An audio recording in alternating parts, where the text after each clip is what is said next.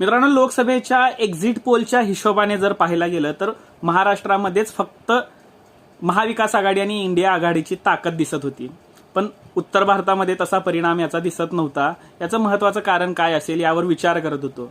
त्यामध्ये दोन गोष्टी समोर आल्या. त्या म्हणजे एक तर भाजपने दोन पक्ष फोडले, शिवसेना राष्ट्रवादी. त्याचा राग जनतेमध्ये दिसत होता आणि त्यांचं जे खालच्या थराचं राजकारण जे आहे ते जनता डोळ्याने पाहत होती, त्याचा राग जनतेमध्ये होता. आणि दुसरी गोष्ट म्हणजे ज्या एकीने इंडिया आघाडी महाराष्ट्रात काम करत होती, म्हणजे उद्धव ठाकरे असतील, शरद पवार असतील, नाना पटोले असतील, वड्डेवार असतील, या सगळ्यांनी जी एकी महाराष्ट्रामध्ये दाखवली तशी एकी संपूर्ण देशामध्ये दिसत नव्हती. आणि देश पातळीवर जेव्हा निवडणूक लढवत होती त्यावेळेला वेगवेगळ्या राज्यातून जे नेते आले त्यामध्ये कोण तर कोण नाराज होऊन बसत होतं आणि ममता बॅनर्जी तर बाहेर निघून गेल्या इंडिया आघाडीतून. अशी नाराजी संपूर्ण देशात दिसली. हे महत्वाचं कारण.